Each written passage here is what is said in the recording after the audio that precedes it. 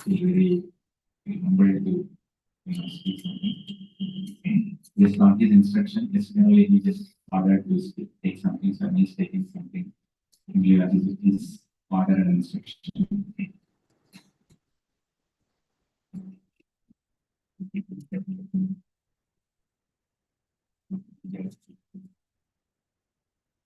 So we begin with Jayarada Manam.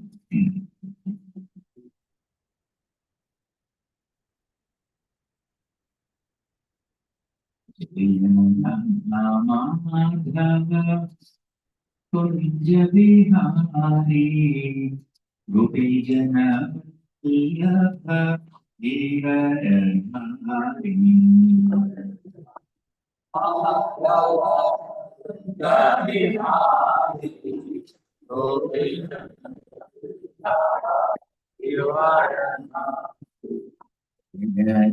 Namadhava Kunja Vihari Gopijana Vallabha Givaramari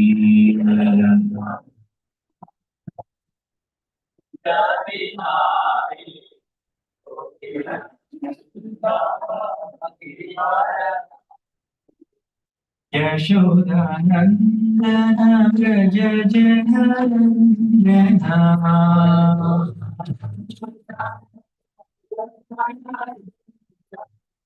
Yashodanandana Vraja Janarandana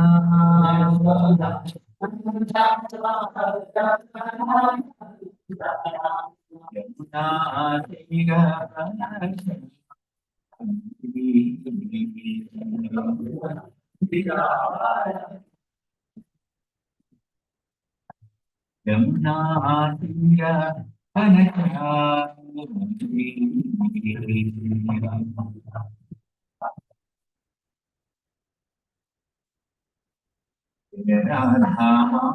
Radha Kunja Vihari Gopi Ganapallabha Givaradhari Hare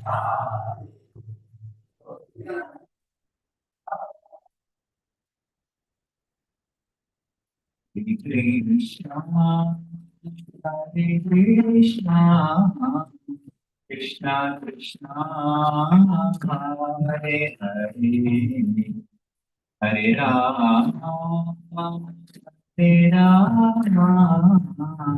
Rama Rama Hare Hare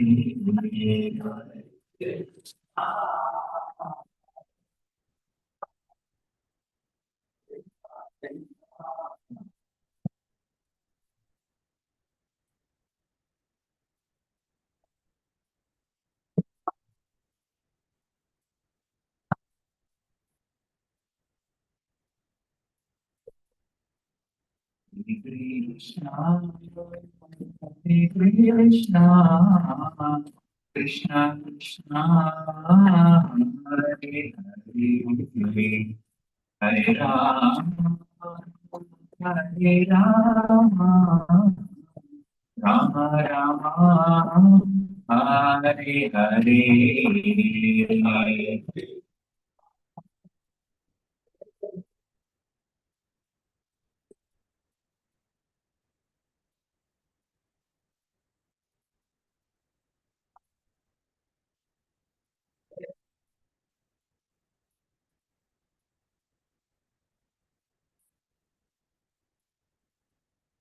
Hare Krishna, Hare Krishna, Krishna Krishna, Hare Hare, Hare Rama, Hare Rama, Rama Rama.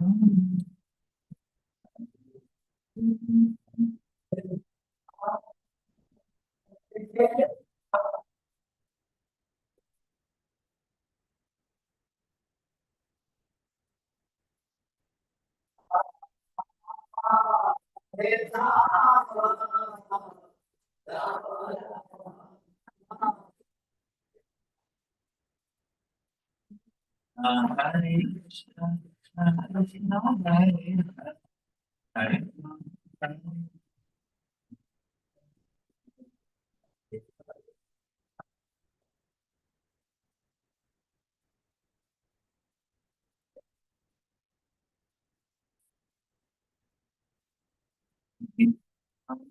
Krishna, Hare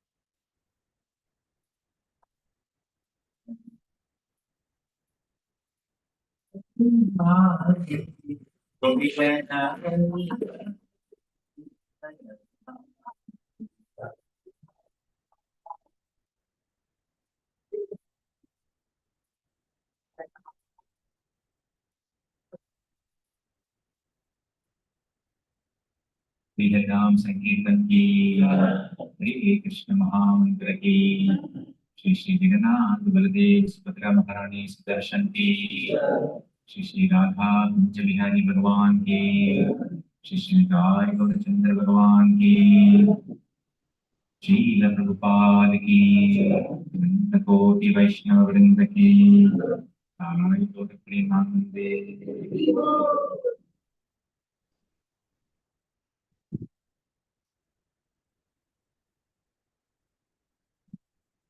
मम ज्ञानतिमिरान्धस्य ज्ञानाञ्जनाशलाकया चक्षुरुन्मिलितं तस्मै श्रीगुरवे नमः। श्रीचैतन्यमनोभीष्टं स्थापितं येन भूतले स्वयं रूपः कदा मह्यं ददाति स्वपदान्तिकम्। वन्देऽहं श्रीगुरो श्रीयुतापदकमलम् श्रीगुरून् वैष्णवांश्च च श्रीरूपं साग्रजातां सहगणा रघुनाथान्वितं तं सजीवं साद्वैतं सावधूतं परिजनासहितं कृष्णचैतन्यदेवं श्रीराधा कृष्णपादान् सहगणा ललिता श्रीविशाखान्वितांश्च नमः विष्णुपादाय कृष्णपृष्ठाय भूतले श्रीमते भक्तिवेदान्त स्वामिनिधि नामिने नमस्ते सारस्वते देवी गौरवाणी प्रचारिणे निर्विशेष शून्यवादी पाश्चात्यदेशतारिणे नमो वदान्याय कृष्णप्रेमप्रदायते कृष्णाय कृष्णचैतन्य नाम्ने गौरक्षे नमः। हे कृष्णा करुणा सिन्धो दीनबन्धो जगत्पते गोपेश गोपिकान्त राधाकान्त नमोऽस्तुते सप्तकाञ्चन गौराङ्गी राधे वृन्दावनेश्वरी वृषभानुसुते देवी प्रणमामि हरिप्रिये वाञ्छाकल्पतरुभ्यश्च कृपा सिन्धुभ्य एव च पतितानां पावनेभ्यो वैष्णवेभ्यो नमो नमः। जय श्री कृष्ण चैतन्य प्रभु नित्यानंद श्री अद्वैत गदाधर श्रीवासादि गौरभक्तवृंद हरे Krishna Krishna Krishna Krishna Hare Hare Hare Ram Ram Ram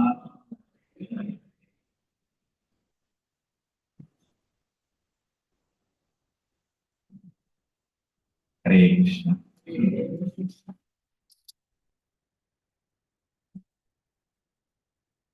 So, when we are trying to practice Krishna consciousness, sometimes our friends, our classmates,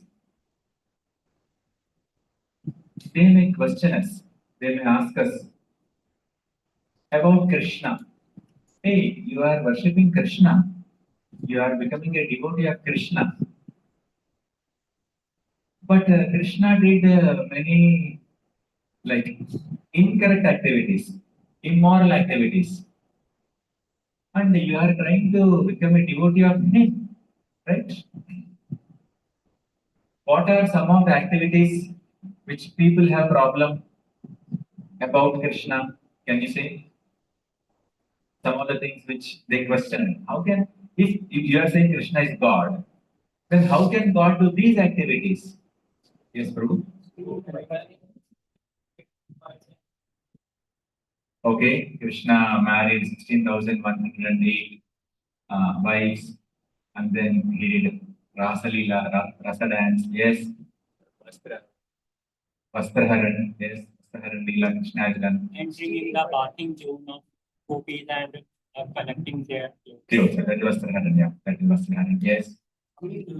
Stealing butter, right? God is somebody who should be very ideal, who should be very exemplary, and your God is stealing, and you are becoming a devotee of such a person. What kind of God is he, and what kind of devotee are you? Right? In general, if you see, people may not have much problem with Rama. So, no? Because Rama is very, very ideal in character. Being Maryada Purushottam, Rama's behavior generally does not attract any like mm, doubts. Of course, people want to doubt, they can doubt Rama also. There are one or two questions on Rama also about killing of Bali and banishment of Mother Sita and Agni Pariksha, and a handful of them. But still, more or less, if you see Rama's character is seen to be ideal. He seemed to be very, very exemplary and Pitruvakya Paripalana, Ekapatni Vrata, such kind of things.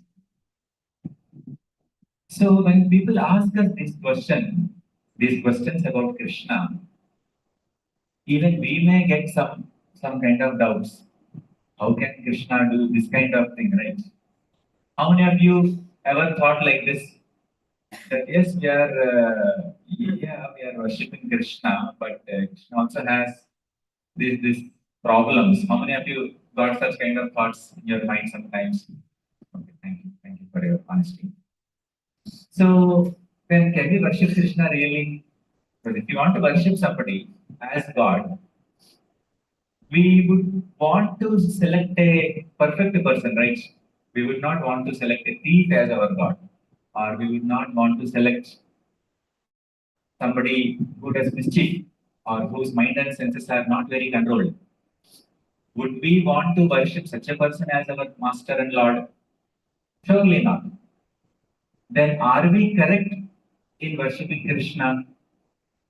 Is it correct to worship Krishna? Or in other words, these activities which are performed by Krishna, are they immoral? These activities which are, these leelas which are done by Krishna, is there anything wrong in them? So today let's try to understand this particular subject, specifically focusing on Krishna's pastimes with the gopis, the rasa dance. Is it immoral? Is it sinful? This leela which is performed by Krishna, or is it very exalted, or is it very pure? Is it very divine, beyond any contamination? So let's try to understand from various angles this particular pastime.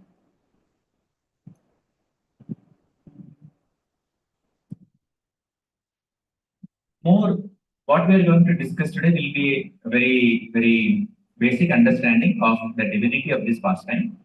And more elaborately on these things, we'll get to hear from His Grace Rajesh Shyam Prabhu at Mayapur Dham during the Utkarsha camp about spiritual world and all the five rasas and further elaboration on Krishna's pastimes and the purity of all these divine leelas. Yet today we will just try to get some fundamental and basic understanding of these pastimes.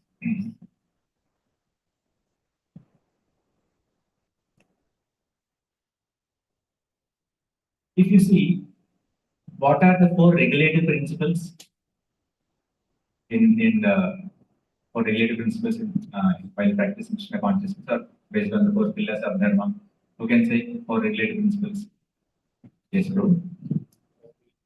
No meat eating, no gambling, no illicit sex, no intoxication, right? So these are the four regulative principles. So one of the regulative principle is no illicit sex, right? What is the meaning of illicit sex? No, no connection with anyone, no sex outside marriage or before marriage, right? So it is one of the foundational principles of Krishna consciousness that one should not indulge in illicit activities, illicit relationships with anyone. Then this pastime, like somebody may question, Are all of you are following this principle of no illicit sex. And what about your God? Your God is dancing with other men's wives. Your God is uh, performing a dance, the Rasalila dance with other man's wives in the middle of the night. So is your God following these principles? No, your God only is breaking, right? And then he's telling you that you people should follow these principles. First, tell your God to follow, right? Some people may get this kind of thoughts, and there are people who question us, when we come across people in trains or when we meet somebody. So, is this pastime based on contamination? Is this pastime a sinful pastime or is this pastime immoral pastime? You see, while speaking Srimad Bhagavatam,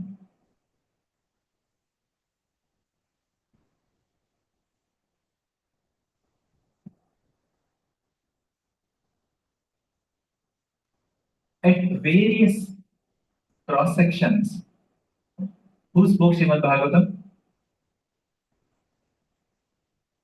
Who is the original speaker of Srimad Bhagavatam? Yes, Shukadeva Goswami. He spoke to whom? Parikshit Maharaj. Yes. In what situation, under what circumstance?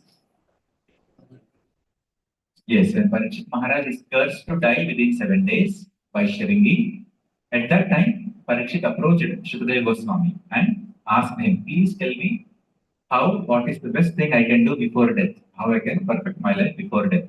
Right? What's the duty of a dying man? And what's the duty of one who is living? So, for 7 continuous days, Shukadeva Goswami spoke Srimad Bhagavatam. At multiple cross sections, Shukadeva Goswami condemned material enjoyment.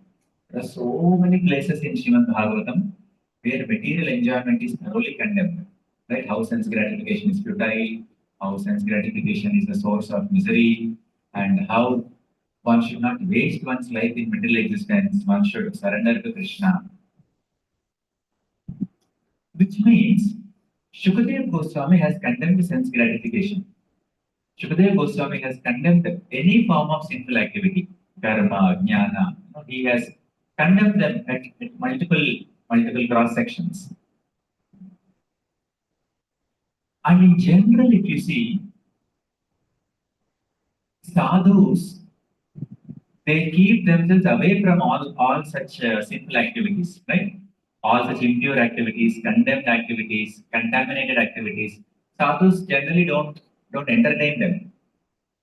Sadhus don't uh, like never glorify them. Sadhus never even talk about them, right? Sadhus keep a distance from them. Sadhus condemn them, right? That same Shukadeva Goswami, who condemned sense gratification, who condemned material enjoyment, who condemned adharma, that same Shukadeva Goswami is glorifying this pastime of Krishna's rasa dance in the Srimad Bhagavatam. Why would Shukadeva Goswami, who is so pure and who will never entertain any impurity and who thoroughly is condemning sense gratification, If such exalted soul as Shukadeva Goswami is glorifying this particular pastime, that goes to show that this pastime is not any ordinary pastime. This pastime is not like any interaction of any ordinary boy and girl of this material world, right? Who, because of their inability to control their senses, they indulge in illicit activities. So,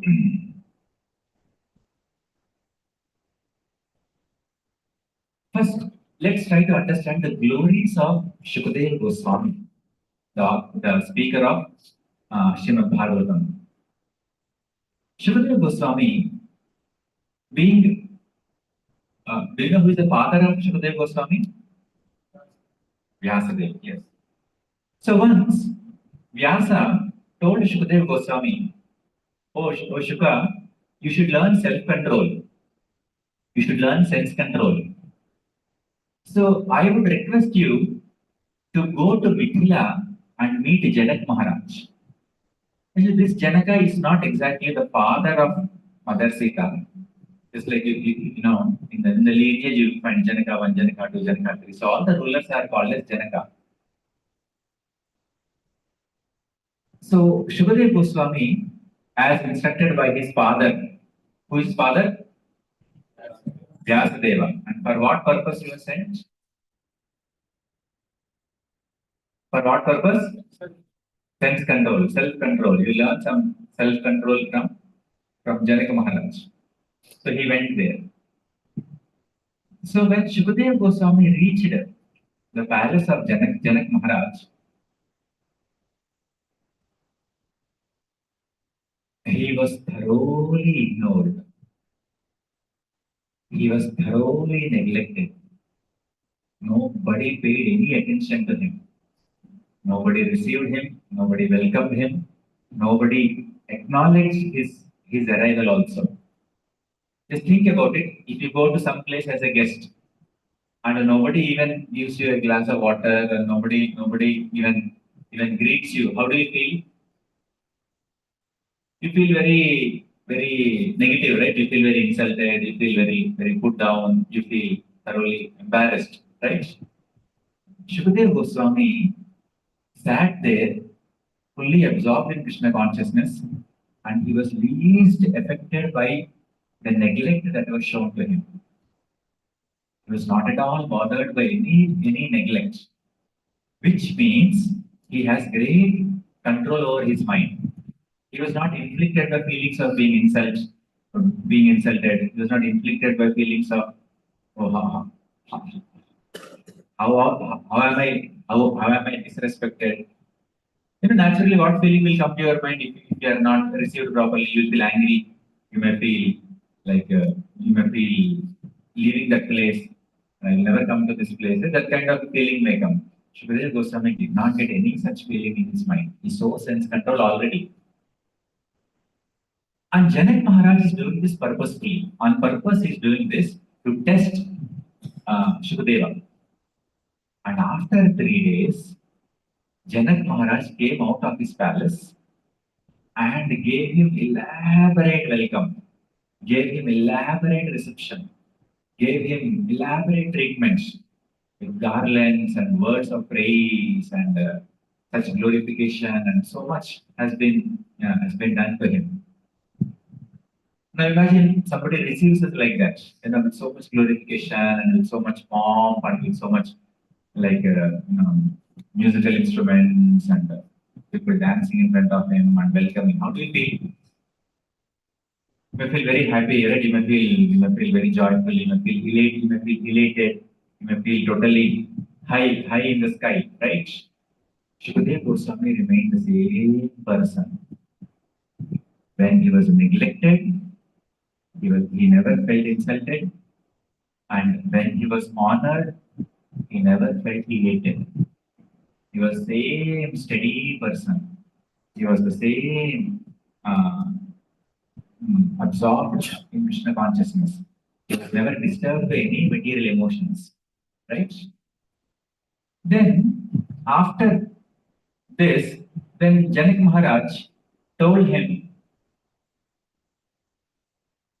to, like, he placed some sugar on the tongue of Shukadeva Goswami, and just imagine something that you like very much. Sweet is something which everybody likes, right? So imagine so think of a sweet, what comes to your mind? You feel very happy, and you may anticipate, or I wish it is there in lunch today. Then immediately saliva starts secreting. Yes or no? Even after sugar being placed on the tongue of Shukadeva Goswami, not a drop of saliva is secreted in his mouth, which means he is unaffected by material attractions. I think of your favorite item. For somebody, it may be gulab jamun. For somebody, it may be ice cream or anything like that, right? And then as soon as you think of it, our senses get agitated, right? But even after placing the sugar on his tongue, Shukadeva Goswami was least disturbed by that. So it is like a test which Janaki Maharaj is doing for Shukadeva. After which, Janaki Maharaj told Shukadeva Goswami to carry a glass which is filled with milk to the brim, completely filled with milk. And he told, you carry this, it's so full that even if you slightly move it, milk will spill out. He told Shukadeva Goswami, you should go around my palace 3 times while carrying this glass of milk. That means you need, you need to be really steady. You need to be very focused. And to further test him, what Janak Maharaj did, he arranged beautiful, beautiful women to dance, to perform various dance performances on the way.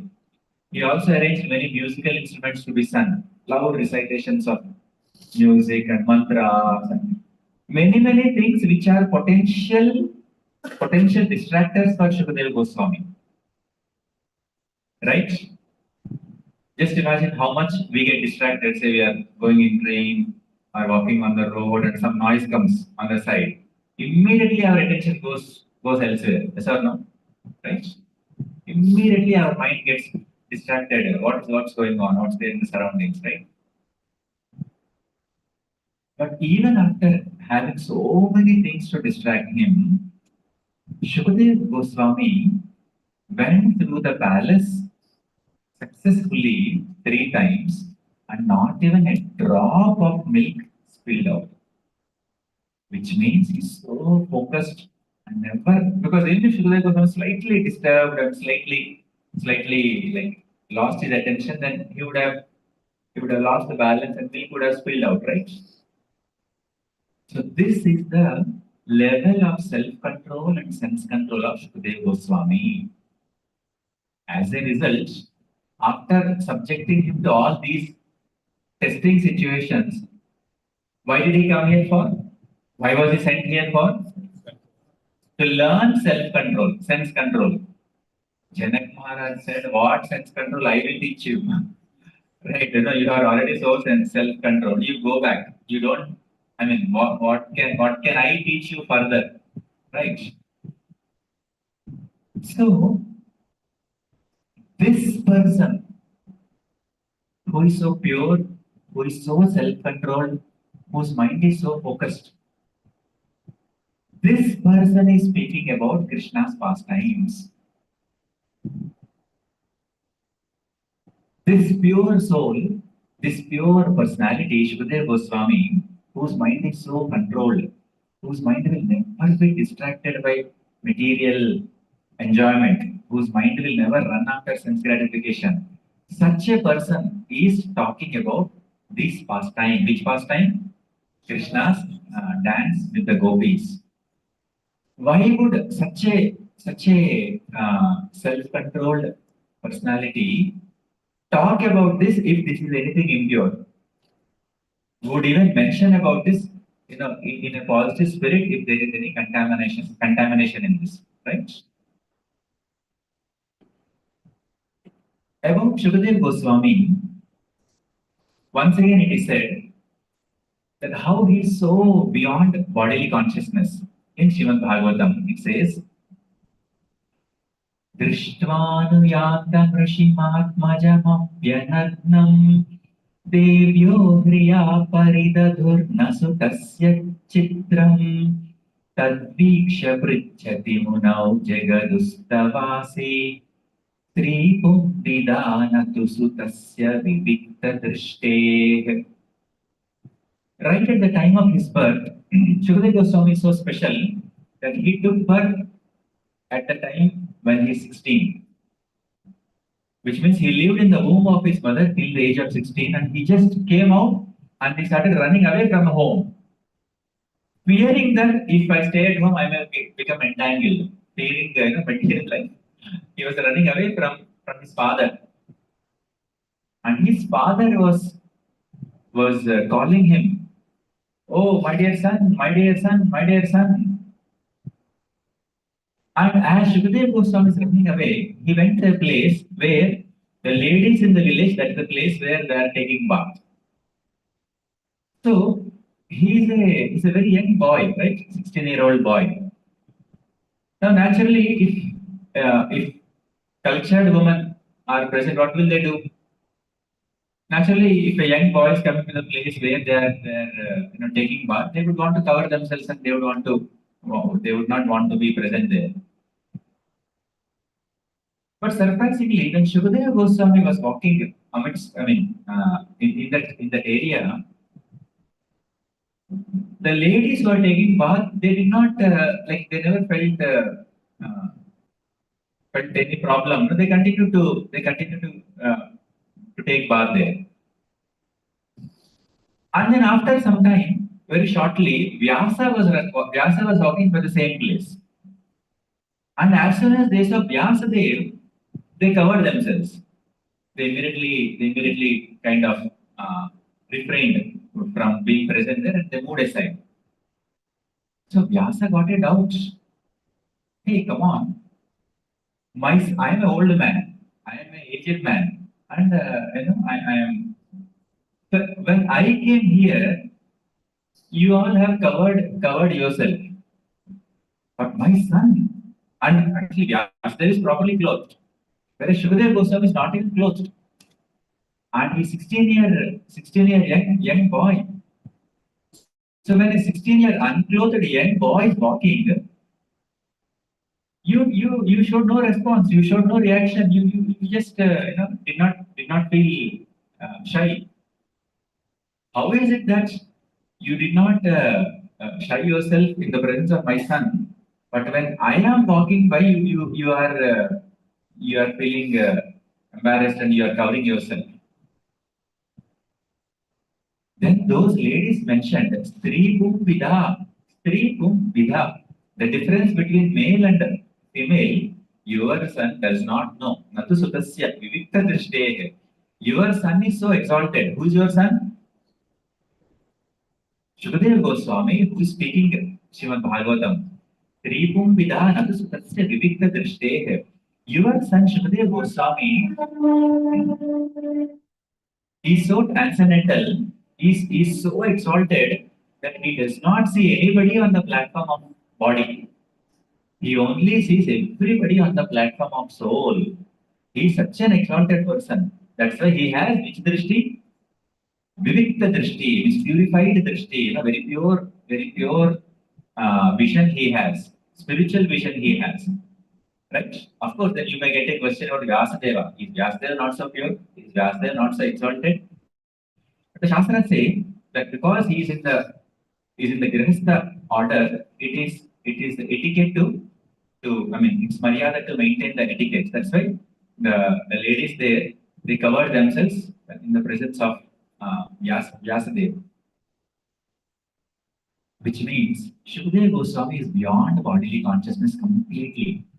He does not even understand who is male and who is female from the bodily point of view. He can only he only has spiritual vision and he's only seeing everyone as pure spirit souls, part and parcel of Krishna. So a great soul of this caliber, a person with this pure vision, with pure consciousness, with this pure sight, who is who is absolutely uninterested in material enjoyment, who is absolutely who keeps himself distant from all forms of sense gratification. He is speaking this pastime of Krishna. He is glorifying Krishna's pastimes with the gopis. What do we understand from this? What can we infer from this? What can we derive from this? Anybody want to infer? If such a person of such pure character is speaking these pastimes, what can we infer? That pastime does not have any moral activity or Yes, it's a very natural way to understand, natural conclusion that we can come to. If there is even an iota of impurity in that pastime, great souls like Shadbhuj Goswami and all others will not even talk about it, will not even go near it, right? But if these personalities are glorifying, we can easily understand that the pastimes of Krishna with the gopis are totally pure and they are beyond any trace of material contamination. Right? So that's one of the first point that we can note. The exalted nature of the speaker of these pastimes. They are not like like some speakers who are meant to entertain their audience, and thus whichever Leela gets a major, what we say, appreciation, or whichever thing people will feel more entertained, so they want to get popularity, so they speak some things, which will appreciate people. No, that the speaker of Srimad Bhagavatam is not like that. He's not such a cheap person.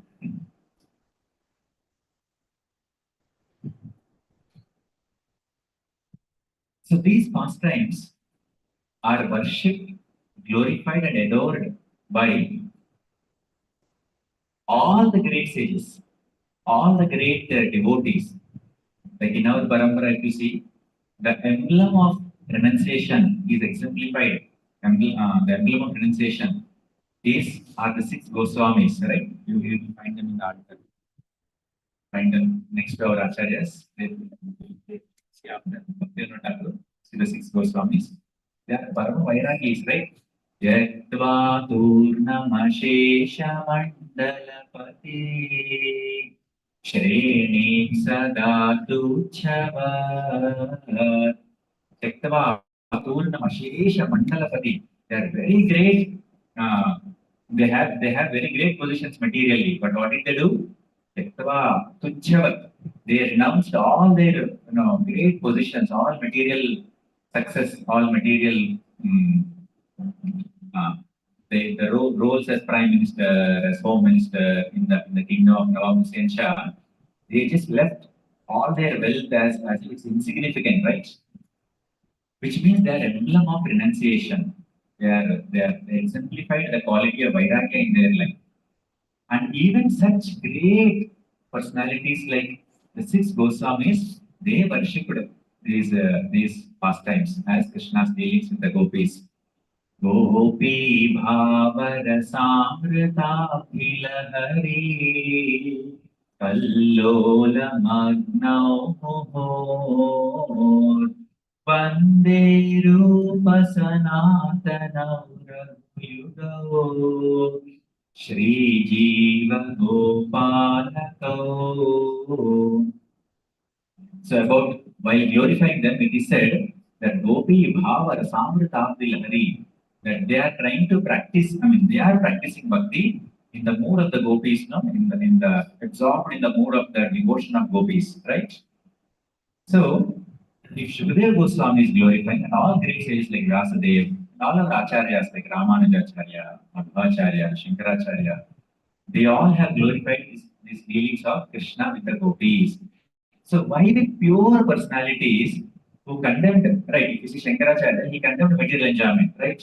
Uh, he says in his Bhajagovindam Stotram, there are verses where he thoroughly condemned material enjoyment. And that Shankaracharya has glorified Krishna's dealings with the gopis. Ramanujacharya, Madhvacharya, Sri Chaitanya Mahaprabhu, they all have glorified. So we can easily understand these pastimes are pure. Otherwise, great souls will never touch, will never glorify this. This is one angle. Other angle is Lord Krishna's body is transcendental. Ishopanishad says this, mantra 8. Saparijagat shukram akayam avrinam ashnaviram shuddham apapa viddam kavir manishi paribhur swayambhur yatat yatatyayorthan vyadadha chasvatyah sambhavyah. So this is 8th mantra of Ishopanishad, where Krishna's body is explained as Ashnaviram Shuddham Apapa Vidham. So Prabhupada translates these words as Krishna's form. Shuddham is antiseptic and Apapa Vidham is prophylactic. Antiseptic in the sense that impure things can become purified just by touching him. And the word prophylactic refers to the power of his association. The Lord is also Apapa Vidham because sin cannot touch him.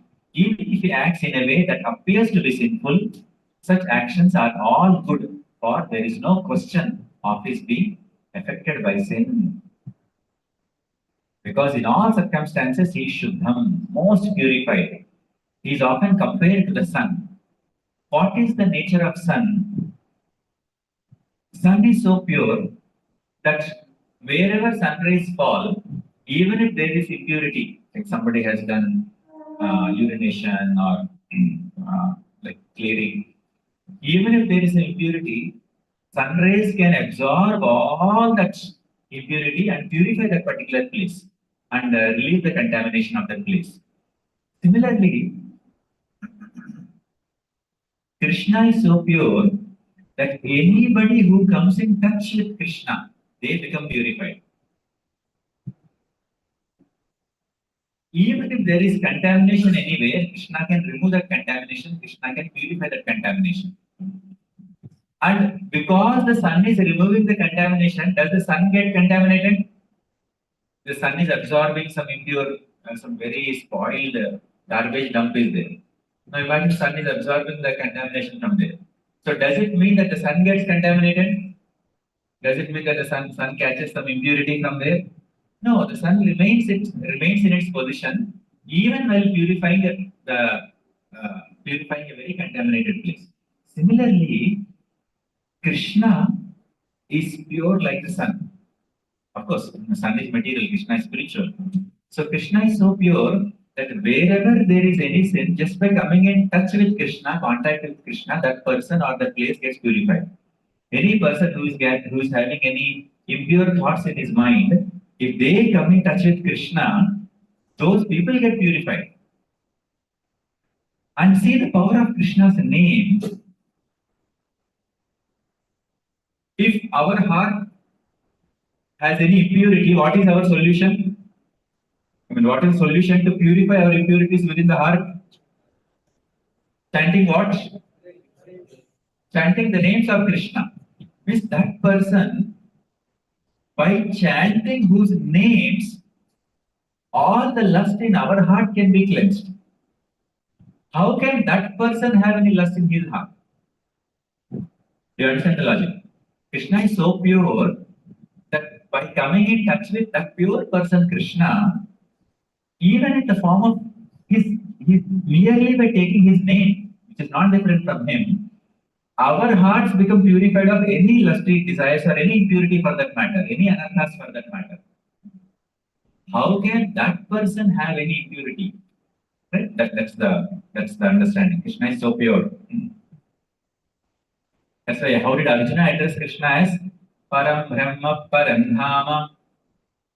Pavitram Paramam Bhavan Purusham Shashvatam Divyam Adidevam Ajam Vibhum. So he addressed Krishna as Parabrahma, Paradhama, Pavitram. Pavitra is totally pure. You are completely free from the influence of any contamination of the three modes.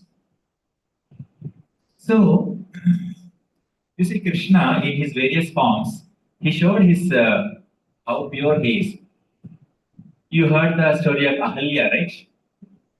Ahalya Mata, merely by the touch of lotus feet of Krishna, I'm sorry, of Rama, Krishna is one of the expansions.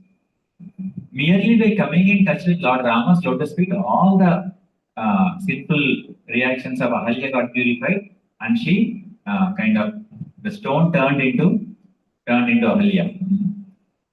And if you see Mahavishnu, when Mahavishnu wants to give birth to Brahma, how does he do it? He does not need any contact with even Lakshmi actually. Mahavishnu directly from his navel creates a lotus and he gives birth to Brahma, right? So the Lord does not need any union for reproduction. That is Lord's caliber, that is Lord's capacity and purity. So, what's the first point that we discussed? The exalted nature of the speaker of these pastimes, that is Shukadeva Goswami and all great saints. What's the second point that we're discussing? Lord's body is transcendental. The Lord's body is not mundane.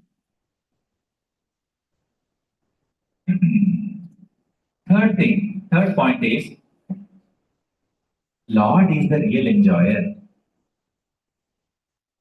He is the supreme enjoyer, and all other living entities are meant for his enjoyment.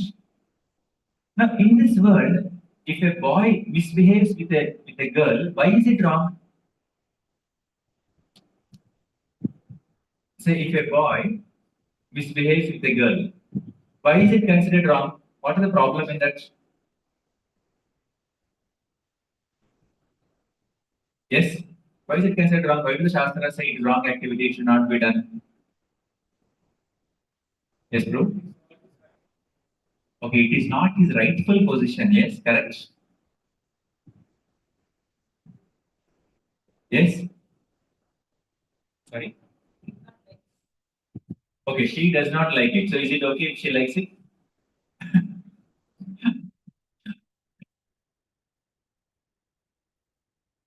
Yeah. Is the question clear?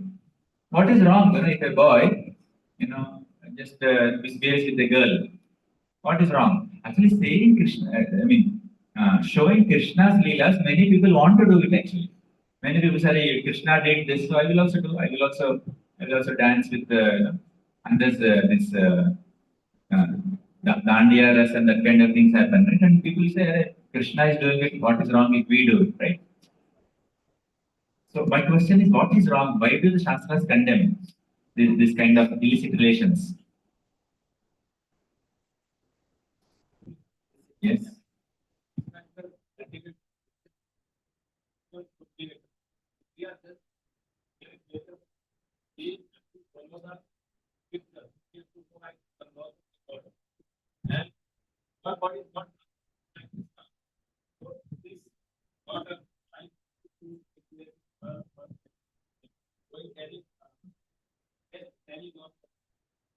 Yeah, that's the question. What you're saying is correct, but why is that law made? That's the question.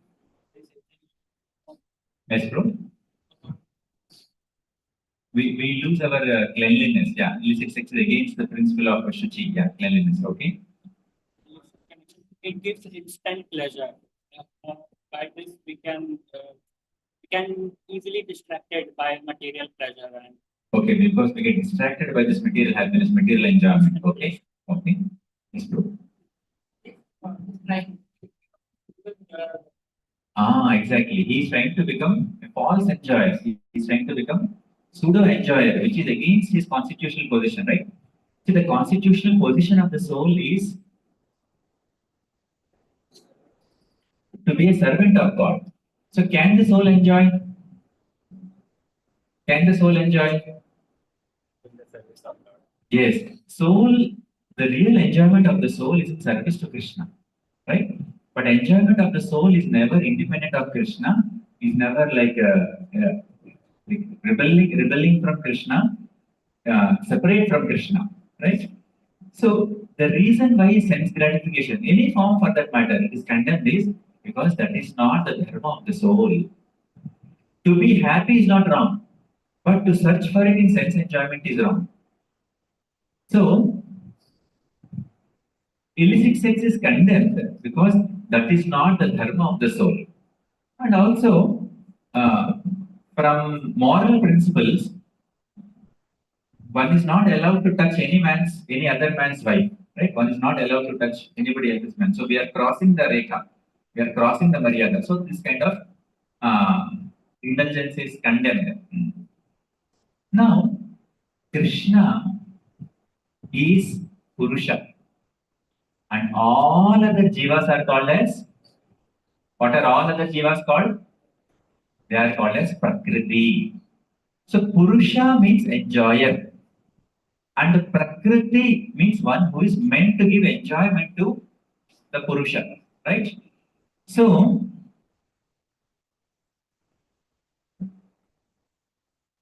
the living entity imagines himself to be enjoyer, comes to the clutches of the material modes, and tries to squeeze some enjoyment by accepting different types of bodies.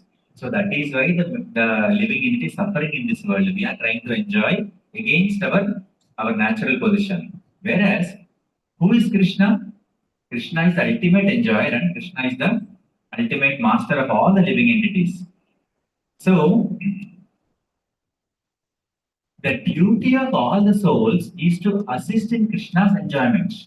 The duty of all the jivas is to assist in Krishna's enjoyment, not to be oneself enjoyer. So if anybody in this world tries to play this role as an enjoyer, it is condemned. But if Krishna plays the role of enjoyer, we should understand from the tattva point of view, when Krishna enjoys, it is not wrong, because he is the supreme enjoyer. And if we try to do it, is wrong. But if Krishna tries to enjoy, there's nothing wrong in that. Our enjoyment is in cooperating with Krishna's enjoyment, not to become independent enjoyer. Right? So how is Lord Krishna the real enjoyer? There are pastimes in Srimad Bhagavatam which elaborate this.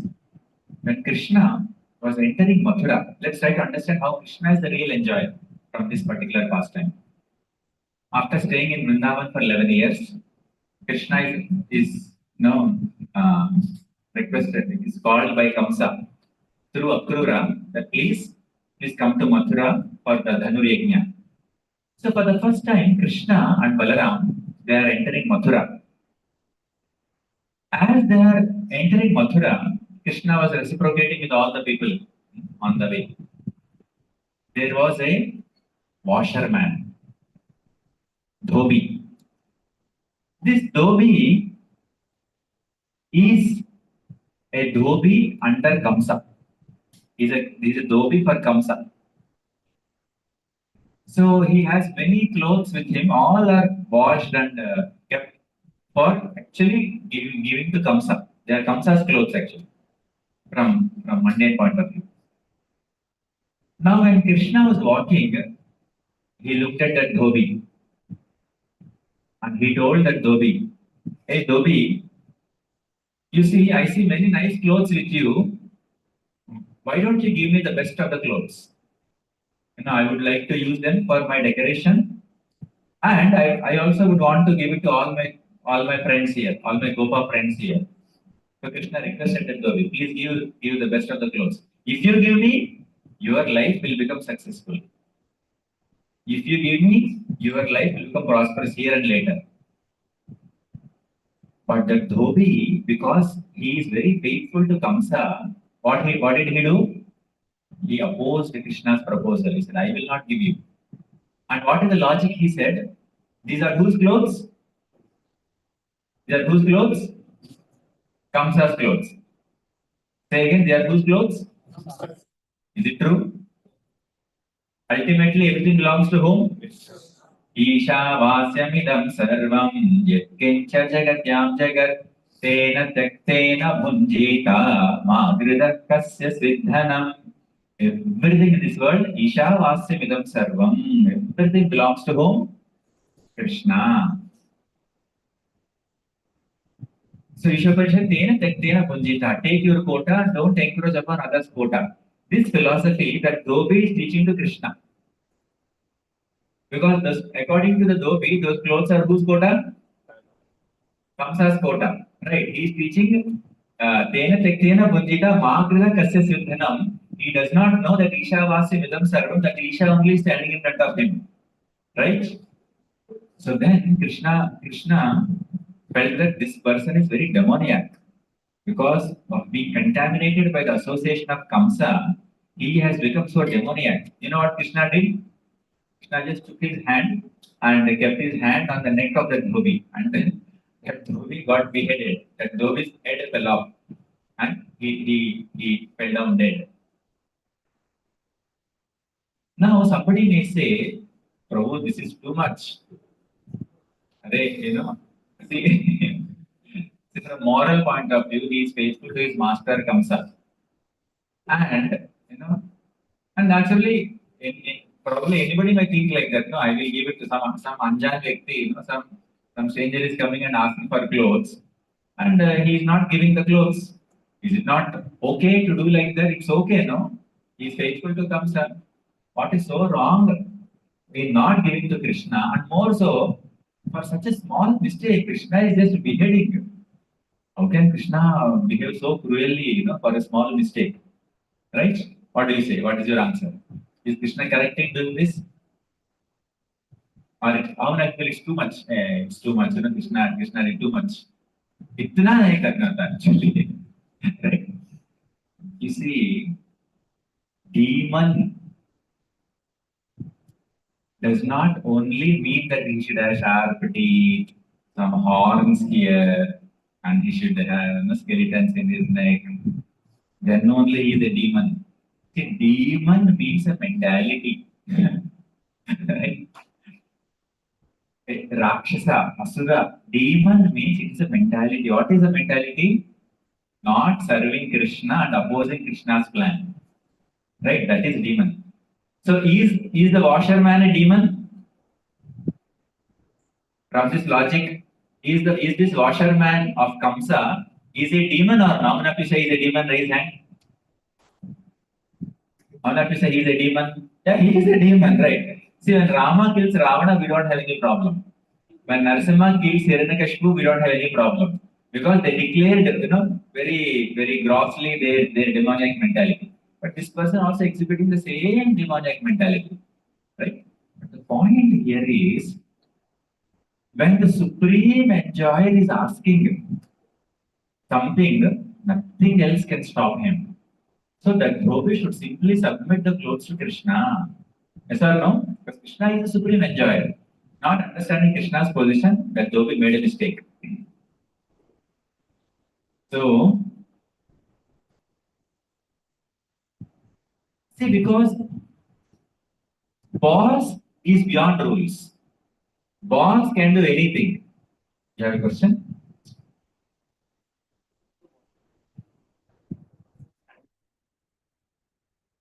Yeah.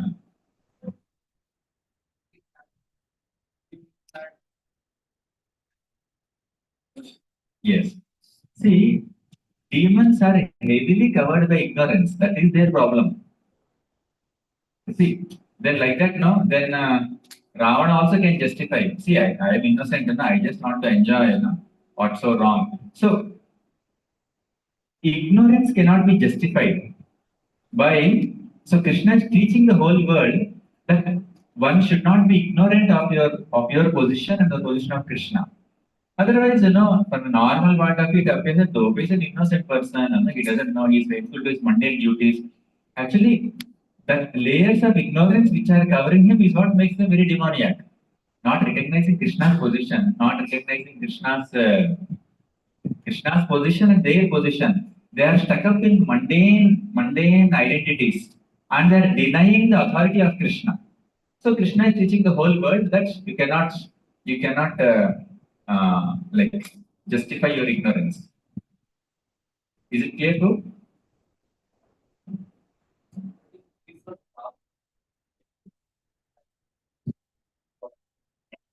Yeah. Yeah, here Krishna is personally telling him, not many others. Krishna, the same Supreme Lord is coming in front of him and telling us. He told also, hey Dobi, if you give me, your life will become successful. Your life will become perfect. And he said, nothing doing. These belong to Kamsa. He said, you get out. How dare you take those clothes which belong to Kamsa? So he exhibited his demonic nature, and Krishna saw it, and he thought he needs some surgery, he needs some treatment, he needs, and he did the treatment, right? Yeah. Gopi also used to tell Krishna that they are making that Makhan for Kansa, so you should not take it, you should not break their water. See, actually, the dealings of gopis with Krishna are filled with pure love. They are not sold out to Kamsa unless they are defying Krishna's authority. The difference between washerman's denial and when gopis in a very what do you say in a very loving way deny to offer Krishna, gopis also are saying Krishna, why are you stealing butter in our homes? It's not your makan and all. Actually, we'll come to the position of the gopis. Actually, the exalted position of the gopis with which they are relating with Krishna, right? So that psychology is very very different. Gopis are saying Krishna, no, you cannot steal in our homes. And then the washerman is telling that no, you cannot take these clothes because they are Kamsa's clothes. There is a sky difference between their both levels of consciousness. So the master can do anything. No, nobody can set rules for the master. For example, in a company, for all different levels of employees, say parking place is designated. Okay, the manager should park their cars here, and then other people like the different places are designated. Now imagine the owner, the top owner of the company, he comes, and some place is designated for him as a matter of norm. Now he comes and he places his car in some other place. Can anybody punish him? He's the main owner of the whole company, and then he is putting his car in some manager's place. Can anybody say he is doing some mistake? No, nobody can say he's making mistake because he's the main owner. No, he has freedom to do whatever he wants to do in the company, right? If you are walking on the road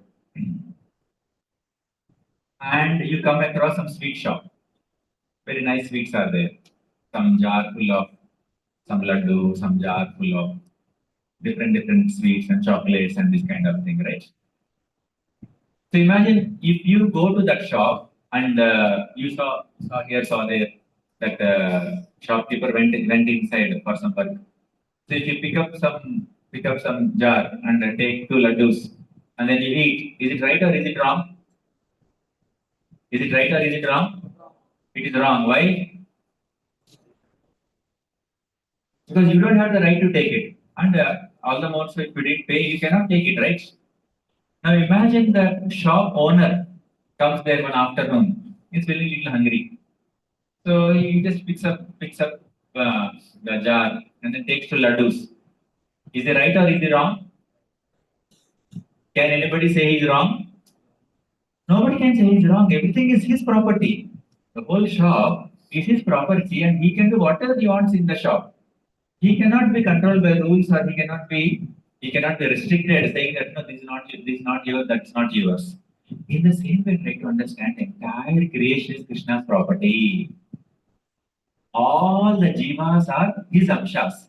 Mamai vamsho jiva loke jiva bhuta sanatanaha. So he is the owner of all the jivas of this entire creation, right?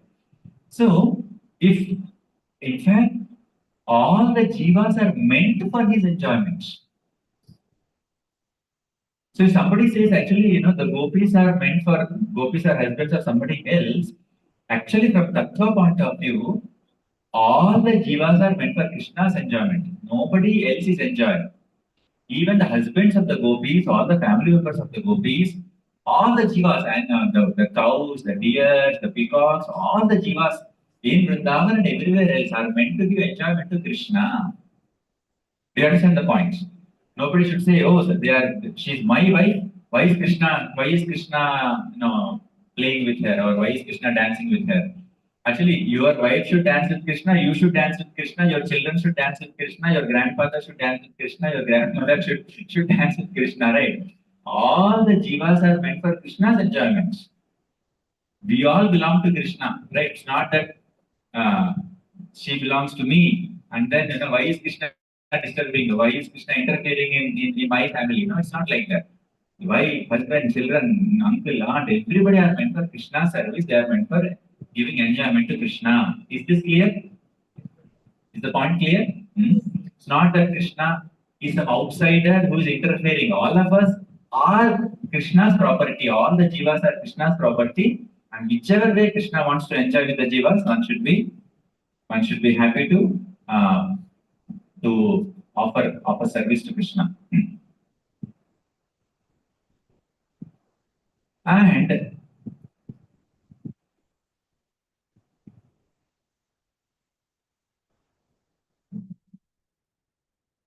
yeah, he's not enjoying anything outside his domain, outside his purview, right?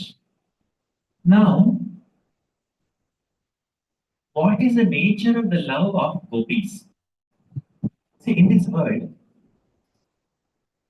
love, what goes on in the name of love is often selfishness. So it is a covered form of lust, right? When a boy is approaching a girl or when a girl is approaching a boy, generally it is done with a desire for selfish enjoyment, generally speaking, right? Unless they want to gratify their senses and they want to enjoy in this world. And that's what happens in practically all species of life, right? In all animal bodies, in all species of life, this is the nature of enjoyment that is governing this material world. So is the relationship between Krishna and the gopis also based on the same principle? No.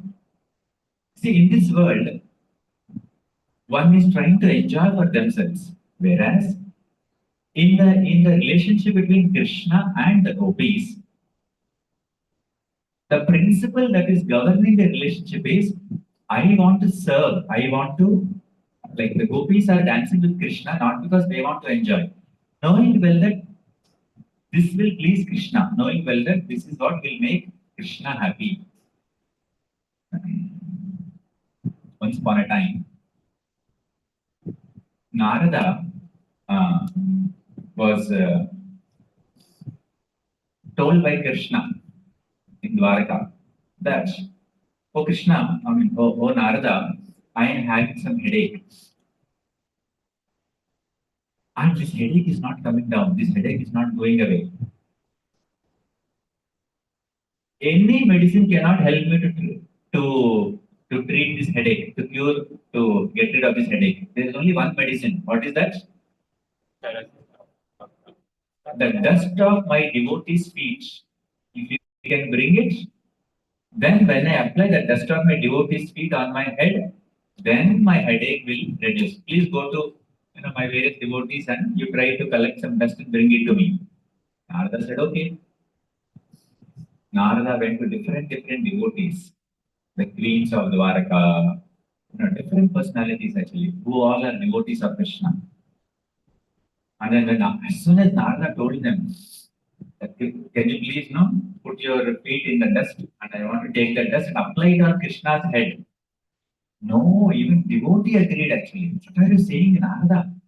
We are supposed to serve Krishna. We are supposed to worship Krishna. And it is aparad. We would not even want to show our feet in the direction of Krishna, right? When you're sitting in the class, generally how we should sit? Should sit in such a way that our feet, which is there, no, it should never be shown towards the deities. Even that is considered aparad actually. That's why when we wear dhoti, we cover our feet so that even our feet should not be shown towards the deities, Krishna. And here, Narada is asking, आपका चरण से थोड़ा धूली दे दो, You give some dust from your feet, and where will I put it? I will put it on the head of Krishna. I will put it on Krishna's head. And thus Krishna's headache will be released. It will be relieved. And no, devotee was ready. They said, we will go to hell if we give if we give this dust. We will be qualified to suffer. It's a big uproar. We cannot do it. No devotee was agreeing, right? Narada finally went to Vrindavan and he told the same thing to gopis. Now, surprisingly, gopis gave a different reaction. Gopis immediately, brought buckets and buckets of earth, and they were putting their feet in so much of dust, and they gave to Narada, take it, and give to Krishna. Narada played devil's advocate. Oh, gopis, don't you understand? If you give your dust, you may go to hell for this. You may suffer because of the offense that you are telling you are allowing your dust to be kept on Krishna's face, Krishna's head. You know what the gopis said? We know it. And even if we will suffer terribly for doing this activity, we don't mind. If our suffering can relieve Krishna from his headache, that means to give Krishna happiness, to make Krishna happy and relieve his headache, we really don't mind going through that pain of going to hell and suffering the reactions, if that is what will be ordained to us in future. Which means the gopis, their love is so pure that they only want to give happiness to Krishna and they don't want to, they are not interested in any enjoy. They are not interested in getting any happiness for themselves. They are ready to suffer for rest of the eternity in hell if even for a moment they can relieve Krishna from headache. So this is the purity of the love of gopis of Vrindavan for Krishna. So they are surely not afflicted by lust. They are not afflicted by any feelings of selfish enjoyment, sensual enjoyment, due to which they are approaching Krishna and performing any of these pastimes. Right?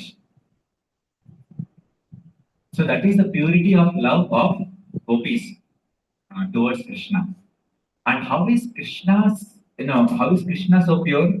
Another pastime comes in the Srimad Bhagavatam. While Krishna is entering Mathura, Krishna came across one particular lady. Actually, this lady also is preparing chandan, actually for Kamsa. And her name is Kubja. But when she saw Krishna, she felt very, very attracted to Krishna, and that chandan, which was supposed to be taken for Kamsa, she actually diverted to Krishna.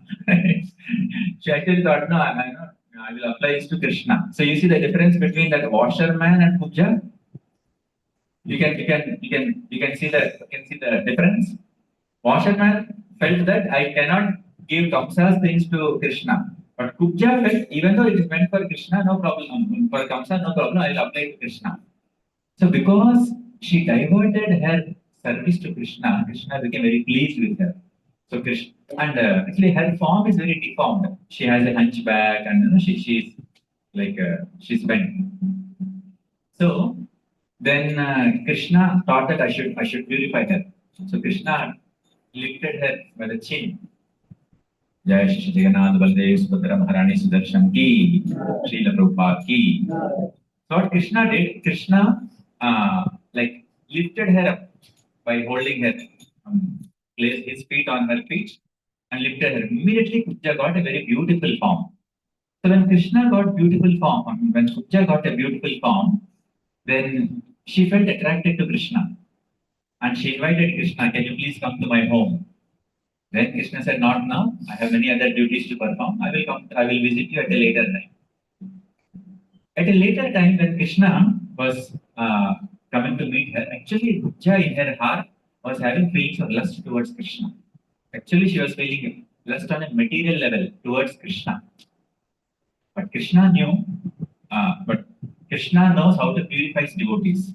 So when Krishna approached her and placed his lotus feet on her body, Kubja became completely purified of lust. Any thought of lust which Kubja was having towards Krishna became completely purified because Krishna wants to make her a pure devotee. Krishna wants to bring her to the platform of very, very exalted, pure devotion. Which means try to understand Krishna's purity merely by touch of Krishna, any lust within others gets totally purified. So that is Krishna's level of purity. So that Krishna who's mere somebody comes in touch with Krishna, merely by coming in touch with Krishna, they become purified. And gopis are so pure that they don't have any desire for themselves to enjoy themselves. They only want to make Krishna happy. So pure Krishna and pure gopis, they are coming together in this pastime as rasa dance. So can there be any impurity in this pastime?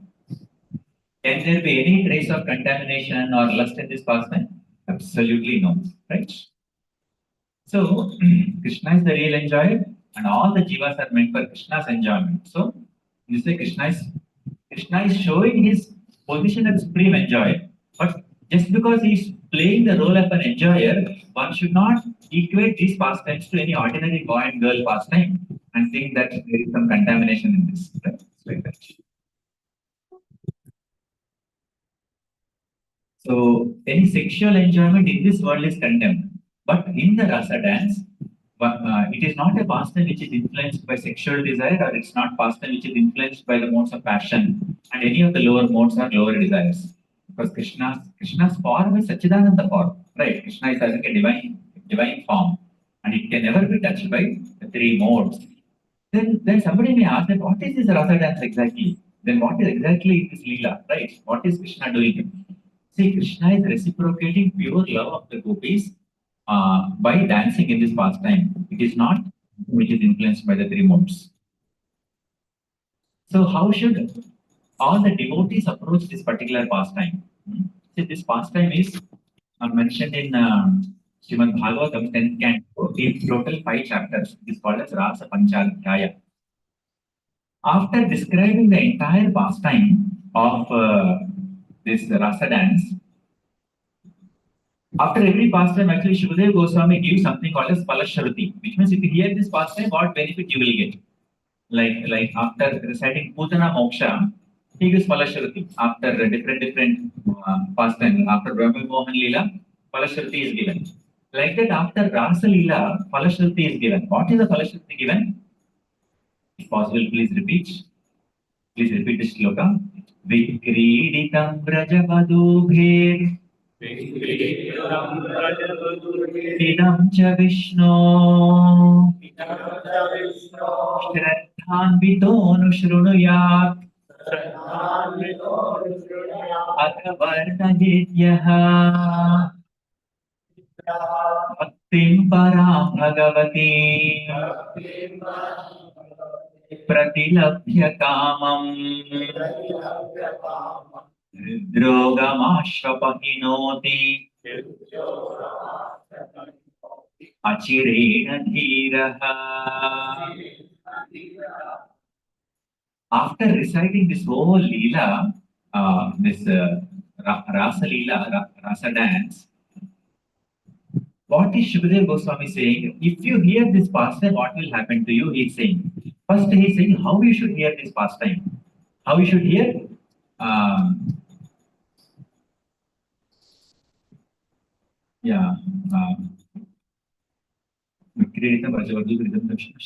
Shraddhanvito Anushrunuyat is saying. Anushrunuyat is saying.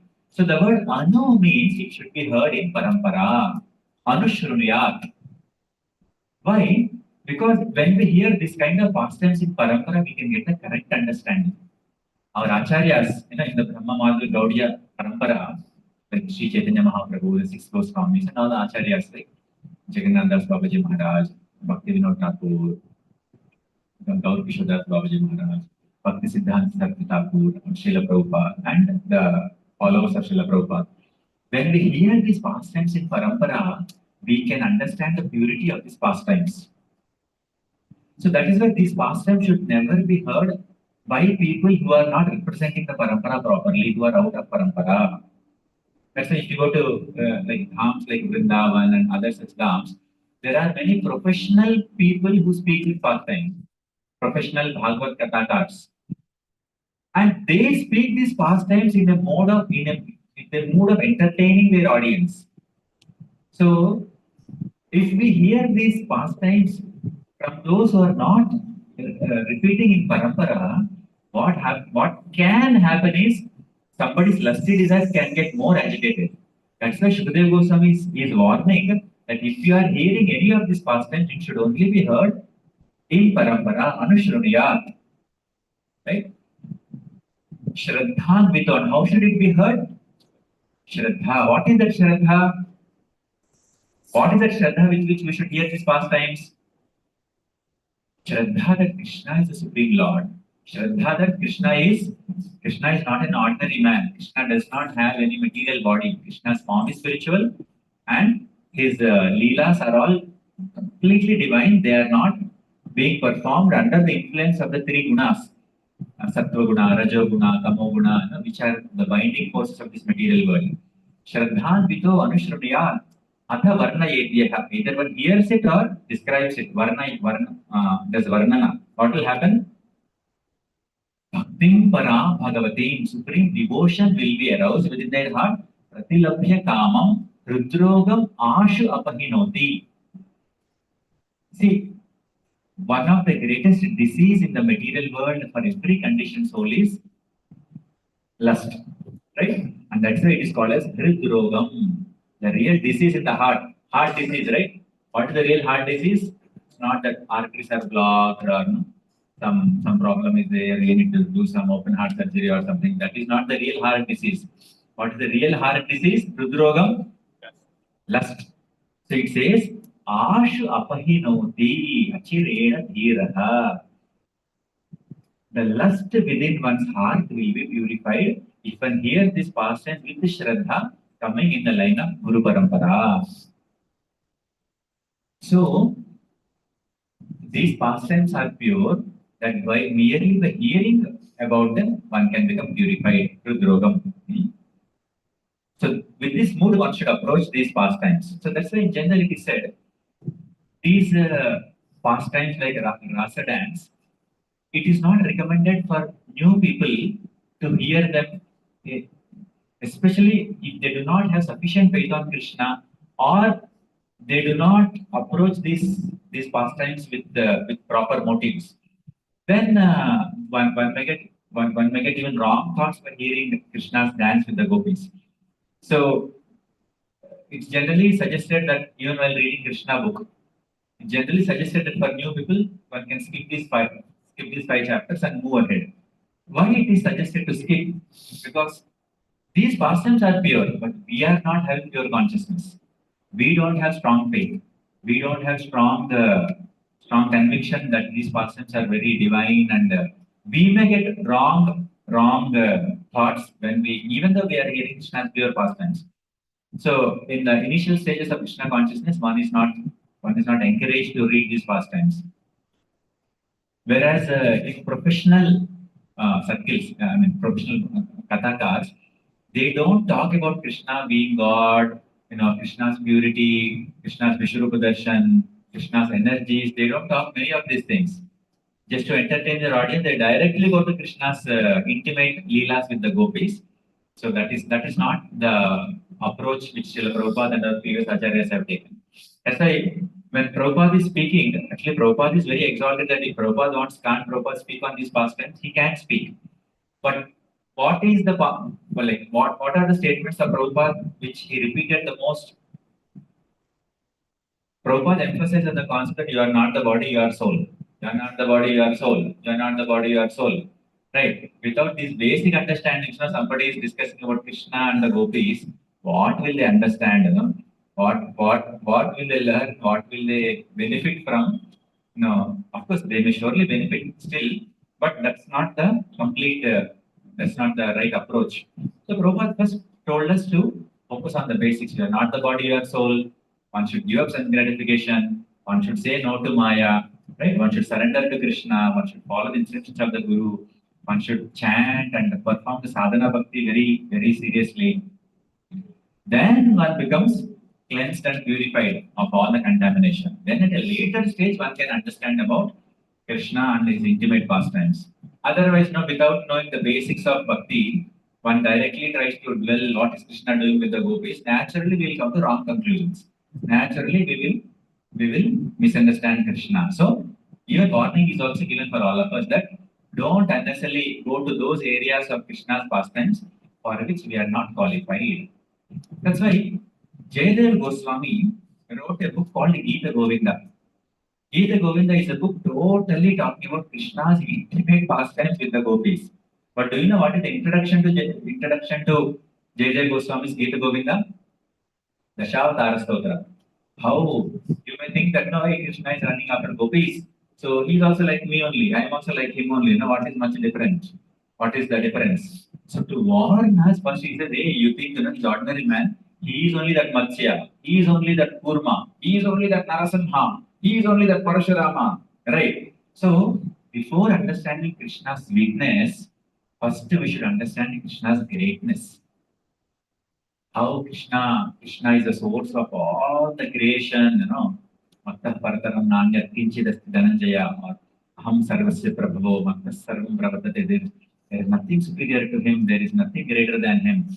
So, first we should understand Krishna's greatness. He is the source of Vishwarupa Darshan, he is the source of all the Purushavtaras, all the incarnations are coming from him, material world, spiritual world, everything is emanating from him. After we know Krishna's greatness, then if we read Krishna is stealing butter, then what feelings will come? Oh, such a great God is doing these pastimes for the pleasure of his devotees. Then our appreciation for Krishna will increase. Hey, don't think he's an ordinary boy. Don't think that he's ordinary, mischievous. I also stole pens and pencils in my school in my childhood, And Krishna is also stealing butter, So what difference? Yeah, what is the difference? Can we show our Vishwarup Darshan? Can we become Matsya, Kurma, Varaha, Narsimha, Vamana? We cannot, right? So the person about whom we are discussing is not ordinary. Don't take him cheaply. Don't bring him down to our level and bring his activities to our mundane level. So that warning is given for all of us, right? And that's why in this verse also in the Palashruti, Vikridita Brajavadubhir Idam Cha Vishnu. Rasa dance is performed by Vishnu or Krishna. But here Shukadeva Goswami is saying, Vishnu, no, Idam Cha Vishnu. Why is he using the word Vishnu? Purposefully he's using the word Vishnu. Because generally when you say Vishnu, we have respect for him, right? Shankar Shankar Gada, Padma, attention, right? Vishnu means the Lord of opulence. Vishnu is the Lord of Vaikuntha. Vishnu is the Lord of majesty, right? So Shukadeva Goswami is giving us warning. Don't take this boy who is performing this activities cheaply. That's why he's purposefully using the word Vishnu. Don't forget his position. He's the source of Vishnu, also actually speaking, right? It's like that, right? In this way, one should understand the purity of these pastimes. Now you may wonder why at all we are discussing this subject, Krishna's rasa dance, because many people misunderstand these pastimes. There are a class of people called Sahajiyas. And what do they do? Our Krishna did this kind of leela. So we can also do. So I will also dance with the girls in the street. And I'm also following in the footsteps of Krishna. Whatever my God did, I'm also doing the same thing. Can we do it? Can we imitate Krishna's pastimes like this? No, we cannot imitate Krishna's pastimes like this. And there are other people, other Mayavadis who take advantage of these pastimes to satisfy their own lusty propensities and imitate the Lord by dancing with young girls. So there are Mayavadis, and there are Sahajiyas and all who misunderstand and like misapply these pure pastimes. As far as we are concerned, when we are trying to practice Krishna consciousness, when we are trying to follow the path of sadhana bhakti and accept Krishna as our Lord and Master, if we have doubts on Krishna's character, can we surrender to him? If we have doubts on Krishna's purity, if we have doubts on Krishna's divinity, can we Can we take his words and instructions seriously? We cannot. So that is why this discussion is important. Krishna is totally pure. Krishna's character, Krishna's activities, Krishna's even if he is feeling butter, even if he is stealing the clothes of the young gopis or he is dancing with the gopis, we should know that that person to whom we are trying to surrender our lives, that person whom we are worshipping is totally spotless. He's totally pure, totally beyond any doubt in his character. Not understanding this, what Gandhiji said. Gandhiji carried Bhagavad Gita, but he was not knowing the tattva of Krishna very clearly. So Gandhi made a statement. Somebody asked Gandhi about these activities of Krishna. Hey, you in Sanatana Dharma, you are worshipping Krishna, but see what your Krishna has done. You know what Gandhi replied? Gandhi said, we worship Krishna as God, but I'm really sorry for these few activities which he has done. I'm really sorry for that. What to do? God also made some mistakes. But you see, but otherwise he's a very great person. So is Gandhi's statement correct? That means what is Gandhi essentially trying to say? Krishna made some mistakes. Did Krishna make any mistake? So Gandhi was not knowing the purity of his pastimes. Gandhi was not knowing the greatness and the glory of his pastimes, right? Actually, we should be proud to say that our Krishna has stolen butter. Our Krishna has done all these pastimes, because Krishna's all these pastimes are totally pure. Not that sorry. Actually, Krishna also made some mistake. Please excuse Krishna. क्या करे अभी भगवान भी कभी कभी गलती कर ही लेते हैं. अभी क्या करे अब इतना हाईलाइट मत करो उसको बाजू में करो और सी. That means we are apologizing on God's behalf. That means we are accepting that God has made a mistake. So if we only don't have faith that God can never make a mistake, God is totally pure, then how can he become his surrender devotees? How will we get faith to surrender to him, and how can we develop our faith, right? So we should have faith on Krishna's character, Krishna's purity, and Krishna's divinity. That whatever Krishna does, Krishna is completely Shuddham Abhava Viddham. That's why Kala Yavana, a demon, a sinful demon, was trying to catch Krishna. Krishna was just walking, and Kala Yavana was running. Was he able to catch Krishna? Unable to catch Krishna. Why? Because a sinful demon can never touch Krishna. That explanation is given. Shuddham Abhava Viddham. Param Brahma Parandhama Pavitram Paramam Bhavan. So that Krishna, who is all perfect, who is all pure, who is all divine, to that person we are surrendering, and we should have full faith on these facts. So thank you very much for your patient hearing. I just try to repeat whatever I heard from my seniors. So I beg forgiveness for any of the discrepancies, and maybe I will request Lila Prabhu to maybe. Would you like to add something? Would you like to? I feel very embarrassed to speak in front of such a senior Vaishnava. I feel very sorry for what I speak. Thank you. Hare Krishna. Srila Prabhupada ki jai. Shri Jagannath Baldev Subhadra Maharani Sudarshan ki jai. Ananta Koti Vaishnava Vrinda ki jai. Nitaya Gaura Premanande.